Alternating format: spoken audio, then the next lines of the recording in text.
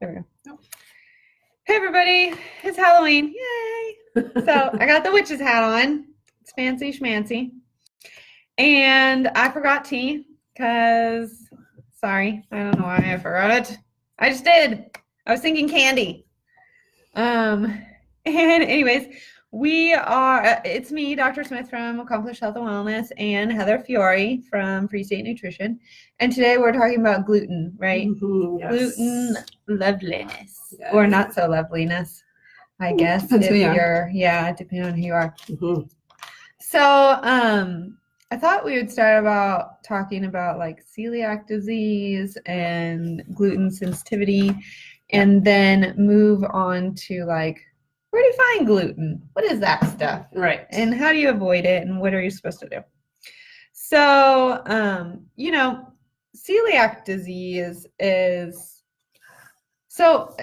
interesting because we've, in the last couple of years, have always called like gluten sensitivity or insensitivity or gluten intolerance or whatever. Yes. But that's not celiac disease.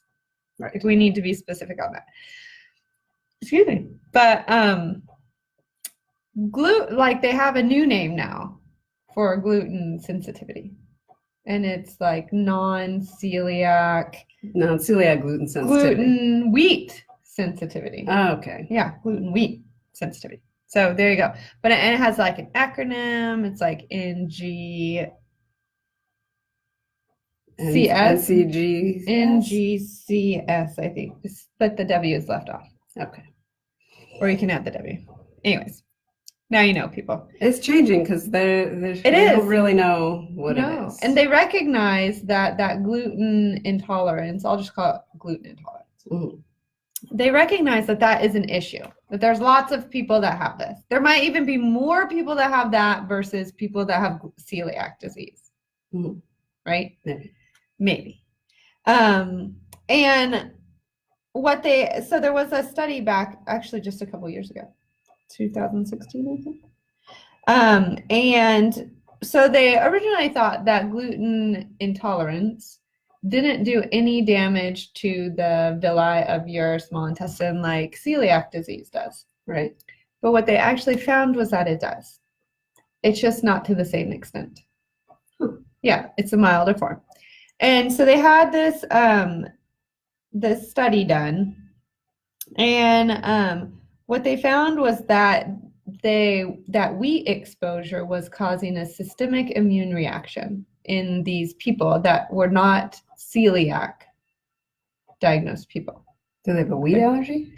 Well, that's another thing, right? Right. Be like a third, I guess. Well, what they found was that, and so they had this immune response, and then there was some damage done to the villi, but it was small amount, so it was like microscopic. I mean, it would be microscopic anyway because it's villi, but it was to a smaller extent versus celiac, which does some damage.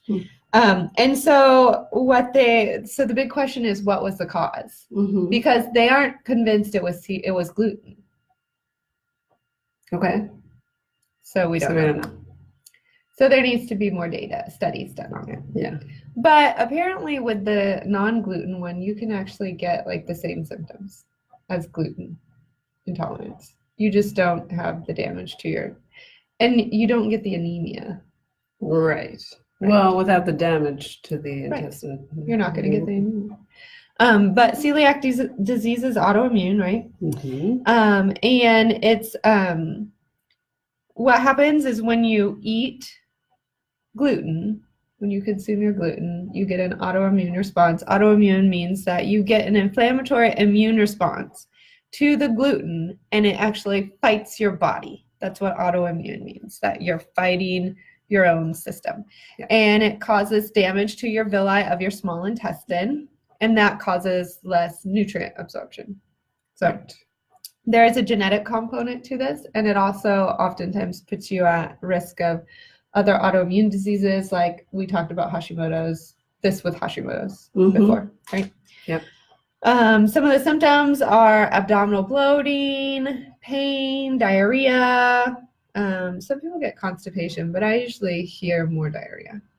Vomiting, paleness, which goes along with your anemia, Mm-hmm. foul smelling stools, pale stools, because of the lack of nutrient absorption, fatigue, weight loss, irritability. In kids, you can get failure to thrive, and when you get older, you can get some skin reactions. I've actually seen that, some skin reactions. I actually had a friend who, her little sister, when we were in like high school, when her little sister was, I don't know, elementary or middle school, Mm-hmm. she actually came up with celiac, and she had hives. That's how it presented. Was Wow, hives. that's Yeah, weird. she got hives actually. So they did all the testing. So there is testing for it. And the testing is the tissue transglutaminase antibody. But sometimes you can have it and sometimes you can't. The real diagnostic test is actually a biopsy, right, of the small intestine. But you shouldn't quit gluten before you have the test. Right, because your antibodies go down in 3 to 6 months. So stopping the gluten and then having the blood test, it's going to be like backwards. Yeah. You're not going to, it'll most likely be a false negative. And then treatment is just a gluten-free diet. There's not a medicine. Sorry, guys. It's just diet changes. Gluten-free. You can have other non-classical symptoms, which are like people can present with just iron deficiency anemia. Right. They may not have GI symptoms. Right. At all. At all. Chronic fatigue, migraines. You can get a B12 and folate deficiency, so you can get some peripheral neuropathy or numbness and tingling in your hands and feet.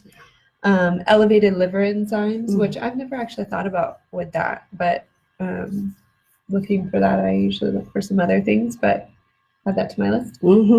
So yeah, there we go. So where do we find this gluten stuff?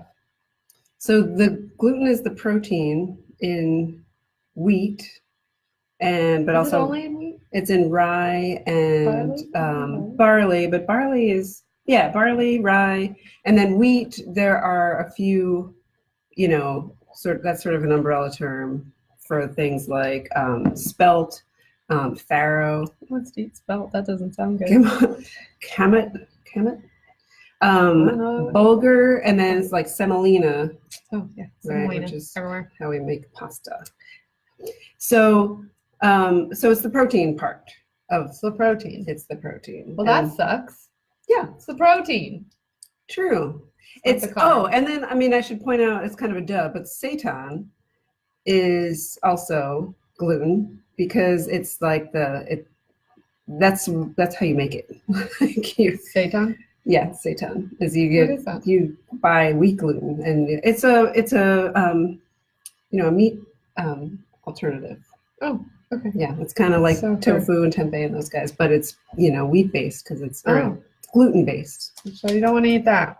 So you don't want to eat that when you're gluten. Yeah, and the thing that's important just in terms of like the properties of gluten is that it kind of holds things together. So like if you're making bread or something, it kind of gets it's hard to pull apart because of the gluten like holding it together. It's glue. So this is why gluten-free bread is really hard to make. Yeah. So you need a substitute for that. You need something that's going to hold it together. Otherwise, it just crumbles, and it's sad. It is sad.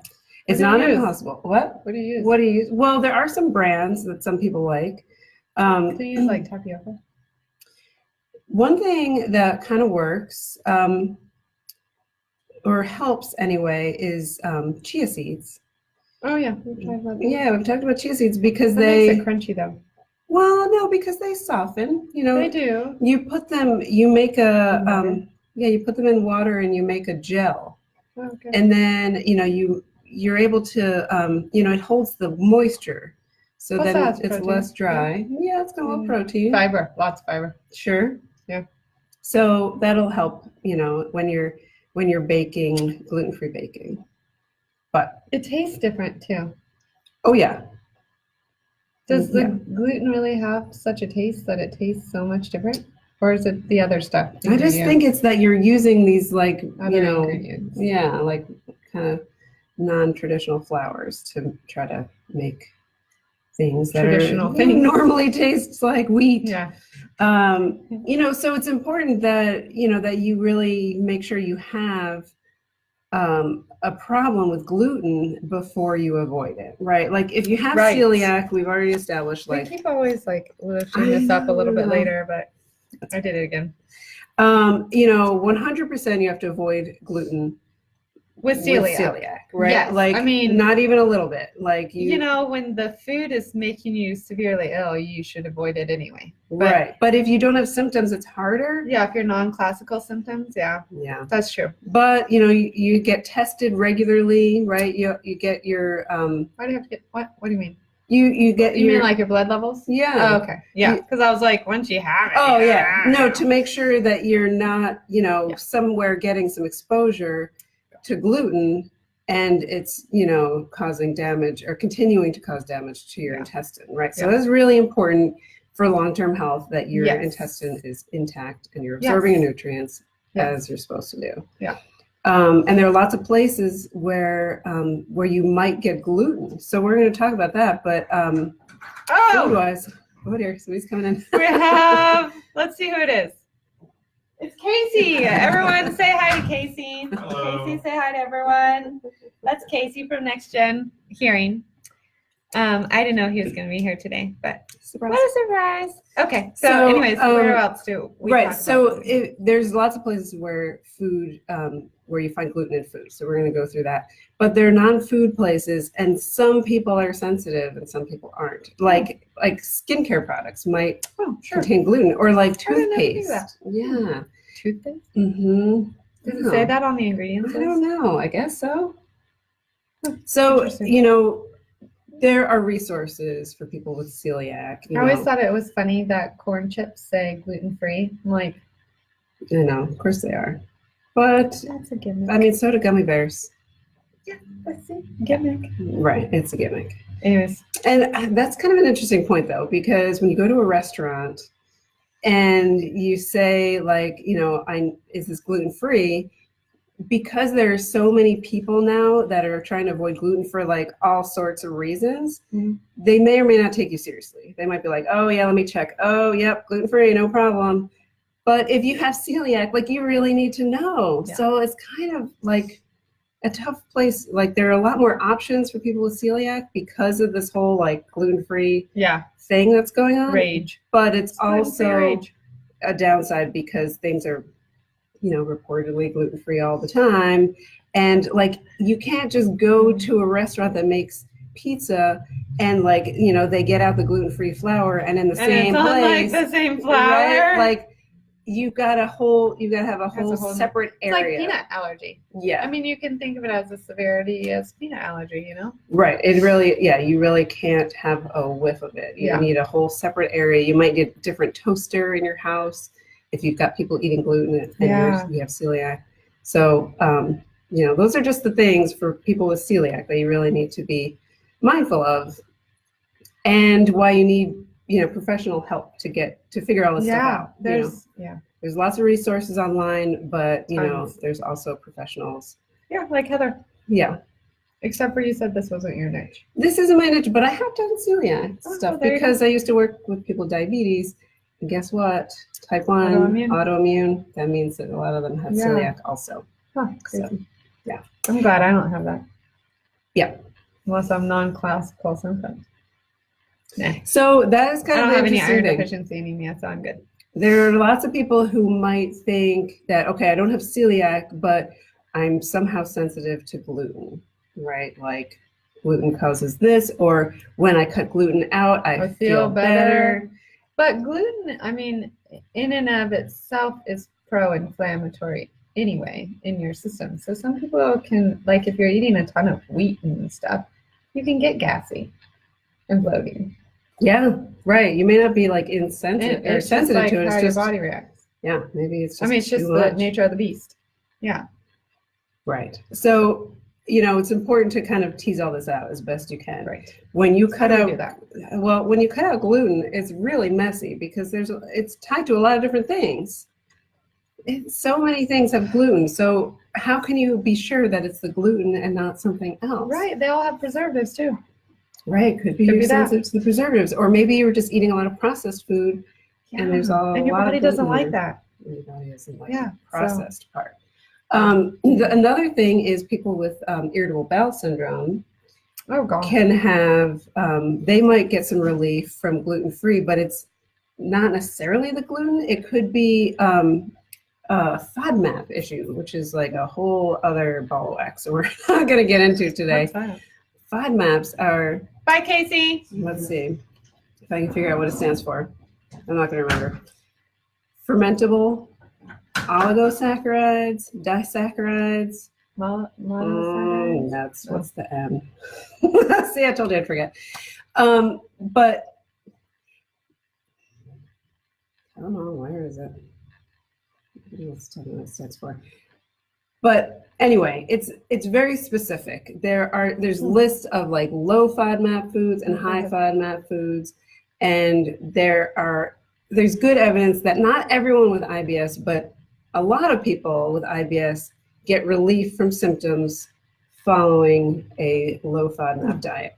But see, this is the list of like low and high FODMAP foods. And I know, I should have pulled that one up too. So, let's see if I can find it for you. What does that stand for? There. It's fermentable oligosaccharides, disaccharides, monosaccharides, and polyols. Yes. What's a polyol? I mean, it sounds like some kind of sugar. Right, it does, yeah. Mm-hmm. So this is not something to do on your own with the internet. Okay, you need. That sounds like It's very involved. Crazy. The low FODMAP, like the base diet, is very low. It's very restrictive.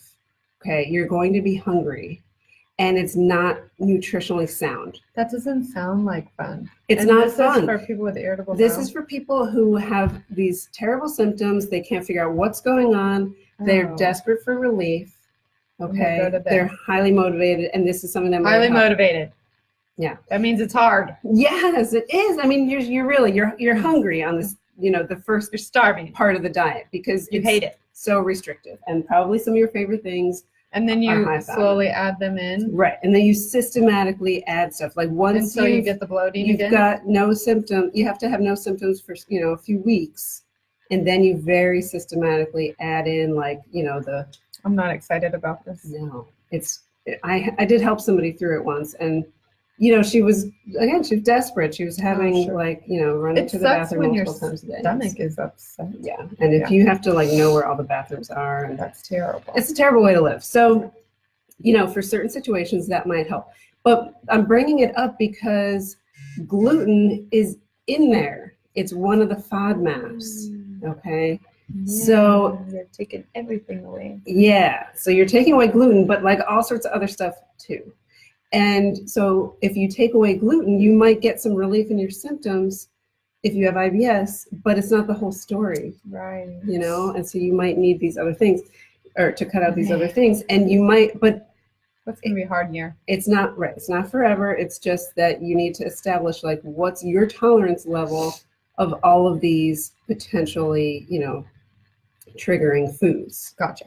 All right. That's what that's about in a nutshell. Okay. So then there's this other interesting thing about sprouted grains, which really is just what it sounds like the seed, they let the seeds, sprout a little. Interesting. And then they stop the process. And then they turn it into whatever they're going to, make with it. Well, whatever, bread or, Why would they do that? Well, something about they catch the harvester? Maybe that's how they discovered it, but it's done on purpose to aid in digestion, that because it's sprouted, some of the vitamins are more available. It's just sort of got you started. But then it causes an upset stomach. No, so that's good. No, these might be better tolerated. Sprouted grains may be better tolerated. Okay. For people that struggle with. I think that sounds like it's going to cost more. Yeah, of course it is. Because it's a whole process of like yeah, getting the things, like getting the conditions just right to sprout and then stop. And then, and take it away and continue the rest of it. Okay. This is like the new, it'll be the new fad. Yeah. Organic, sprouted grain food. People in the know are already on top of it. They're already about their sprouted grains. Gotcha. I'm not saying I'm one of those people. I'm just saying that, Yeah. there are some people who've already discovered, they're only eating sprouted grains. Sometimes this stuff gets exhausting because, I know. like there's so much, like eventually we're not going to eat anything. I know. We just got to avoid it all. Right.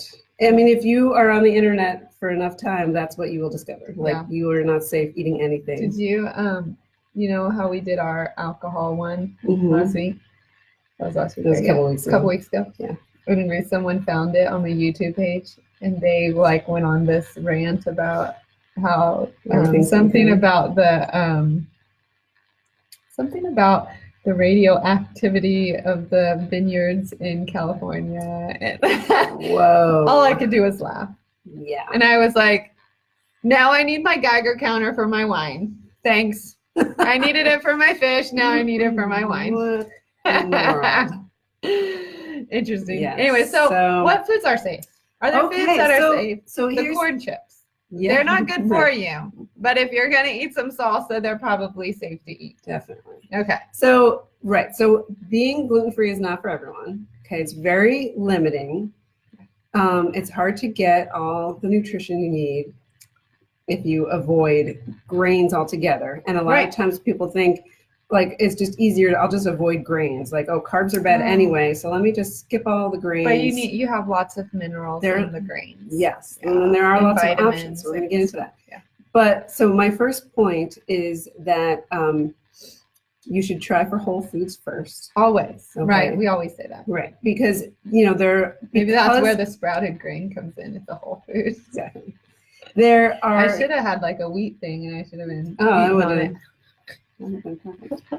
There's because of this craze of gluten-free, there's a lot of products, right? Tons. There's like a whole gluten-free section of the store sometimes, there is. right? There's like gluten-free pizza crust. And guess what? It's all like processed stuff. So you need to go easy. I'm not saying like you can't ever go down that aisle, right? If you're trying to be gluten-free, like you get convenient food as much as anyone else, but that should not be the basis of your diet. Like the base of your diet can be fruits, vegetables, potatoes. Sometimes potatoes make my stomach upset. Yes. That's unusual. It's like 3 days of potatoes and I got gluten. There you go. Yeah. See, maybe it's just a matter of moderation. Yeah. Well, then I'm like, why did I eat the 3 days worth of potatoes? Exactly. But yeah, so then it's like once or twice a week. That's all I can do. Right. And then I start getting bloated. Potatoes. But I love potatoes. But that could be a lot of things. Like that could be why people think gluten is no good for you. It's like, well, if you eat it all day long every day, then that might be a problem. That's why you're supposed to change it up. Yes. And not eat leftovers. So legumes, right. Nuts and seeds. Oh yes, we love our nuts and seeds. Dairy, dairy does not have gluten. No. Just slap that gluten-free sign on the milk jug. The sticker. Coming any day now. 98% fat-free and gluten-free. There you go. There's our 2% milk. Any meats of any kind, seafood. No gluten, unless they're chicken nuggets or something breaded. Yes. Right? Then it could have gluten. Common sense here. Yeah. Sorry. Yes. We're talking about whole foods. Whole foods. Chicken nuggets don't really qualify. Well, if you make them at home and you cut up the chicken into cubes. Right. But then you bread it and then it's not gluten-free. I mean, if you're not aware of what you're doing there, adding breadcrumbs, then I don't know. Like you could do cornmeal. You could. I mean, there are ways. There's ways to bread it with, almond flour. Stuff. Sure. Then it'll get a nutty flavor. Maybe? I don't know. Yeah, probably. Probably. I don't know. Soy food, so like, tofu or soy milk and that stuff. So here are your grains that are gluten-free. Okay. Oh, we do rice, have some. Of course. Rice. But you gotta watch rice because they bleach it. You know? So you can get brown rice. Yes. That's the whole version. Mm-hmm. It is. Brown rice. Right. To be fair. Yeah. Brown rice is best. So quinoa, of course. I have this funny story about rice. Okay. This is going to gross everyone out. Oh, good. So I don't even remember where I was. Medical school maybe? Or residency, one of those. And we're all talking about food, right? And I think we were gonna have rice for lunch or dinner or something. I don't know. There's a group of us. And somebody goes, you shouldn't eat that rice. You should always wash your rice before you cook it. And I'm like, really? Why? And I have no idea if this is true, but it changed my whole viewpoint of rice from that point on. Oh, wow. Well, because people that are working in the rice, they don't have a bathroom out there. And so they just go out there in the rice paddies. And I was like, oh, I should wash my rice. Oh my god. That's pretty gross. Well, how are you washing it? Just rinse it. I mean, you think that's doing anything? If there's really But it's psychological. Okay. And you can think that you're washing the pee off your rice. It's about to go into boiling water, right? That's just going to kill the bugs. Wow. It's not going to remove the pee water. Neither is water. That is absurd. Okay. This is what you talk about at like 2 a.m. when you're a resident. Rice patty tea water. Yeah. Oh, and the mints. Yeah. Have you ever heard the mint? Oh, no, that one's legit. Like, that's been scientifically They don't wash their hands and then they get the mints when you leave. They have to be wrapped. Don't take the mints out of the mint bowl. All right. They're gluten-free, though. Let's get back to gluten-free grains. All right, rice. So a lot of ancient grains, so like amaranth. I don't even know what that is. I mean, if you go to like the bulk section of the store, yeah, you can get all these different. I mean, does it have like a floury taste? Well, I mean, it's not flour; it's a grain. I know, but it sounds like it could be a flour. Oh, I see. No, I don't think so. Oh, okay. It's a lot of them are kind of nutty. Yeah. Oh, I like nutty. Millet, and then like buckwheat actually is another one. Sorghum is they make and teff. What do they make out of sorghum? Molasses, right? Maybe so. I'm not sure. Anyway, and then corn syrup. Yeah. And then teff. It's just another one of those ancient grains. I mean, they're just little. It's ancient. That's why we haven't heard of it. Oats. Yes. And then oats. I mean, you have to be careful about how they're processed because some of them will say that they're processed in the same place with wheat or something. So it's not that oats aren't gluten-free, it's just that some oats may not be. So we kind of have to be. My daughter's really funny. Yesterday we were going through the store and she goes, Mom, I hate it when you get a container of peanuts and then it says it's processed in a building with nuts. What do you think is in the container? So nuts. Solid point right there. She goes, they do that with other stuff too. Like, you're so right. Just dairy. You get sour cream, and guess what? It's processed in a facility with dairy. As if I didn't know that. Thanks. They are covering their butts like to their own detriment. It cracks me up. She cracks me up. So those are the places where you can get whole grains. Get all your nutrients that you need. And they're not gluten. And they are gluten-free. Okay. Yeah. But also all those other foods we talked about. And then like just out of convenience, when you need to, you go to the gluten-free section and get your little packaged items. But do not base your diet on them. Yeah. Well, if you're going to make brownies that night, because that's what you want to do. Mm-hmm. And you're celiac, you should get the gluten-free brownies. Yes. For certain. Otherwise, go with the scratch. Make them from scratch, people. It's not that hard. I have this really lovely recipe for brownies, and it's from like Gourmet magazine from, I don't know, 6 years ago. Mm-hmm. It's so good. It's like you can't eat just one. Yeah, from scratch. It doesn't actually take that much longer. I mean, it's like buying pancake mix. I mean, they got like 4 ingredients in there. You can handle it. Yeah. You can make them from scratch. It's not that much different. Yeah. Yeah. Pancakes, I make this big whole container. It's like this big of mix. Oh. And it lasts me like at least 4 or 5 pancake mix. Okay. And I just like get it, you know, scoop out how much I scoop it out, throw need some each into it. time. No, eggs and milk. Yep, yep, Easy. yep, and some vanilla. A little bit of vanilla. I love that stuff. There you go. My mom is like, she loves to make cakes and stuff, and so she adds almond extract or vanilla. And like, if you watch her, she's like, I need a little bit of almond extract or vanilla or whichever one she's doing. And so you get it for her, and then she just dumps it in. Like, that's a lot, Mom. Oh, you can't have too much, she says. Okay. It does taste good. All right then. I guess she's right. It's not gluten-free though. Sorry, guys. There you go. Gotta read your labels. You do. And you need to, like I said, you need to consult a professional. Yeah, this For one a is lot of these something that, things. like, until you have really good experience with it, you need help. Yeah. What should we do next? Are we So- done? Did we beat gluten to death Yes, I think we did. and make it gluey? But I and stringy? think we should, finish the topic with the leaky gut next week, because that's kind of how this kind of ties together. Leaky gut. Yeah. Yeah. Okay. Leaky gut it is. Yeah. And then, you know what? After that, we should probably, have we actually ever talked about IBS? It's on our list. We should just go into I know that. that we'll do that one. Yeah. After that. Yeah.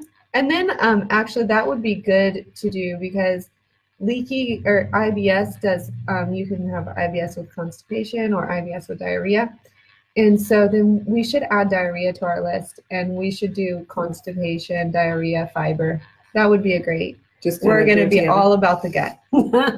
Sorry, guys, we're going to beat this gut to death. So next week it'll be leaky gut.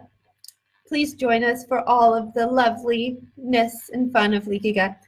And have fun tonight, trick-or-treating, all you lovely children and big children out there.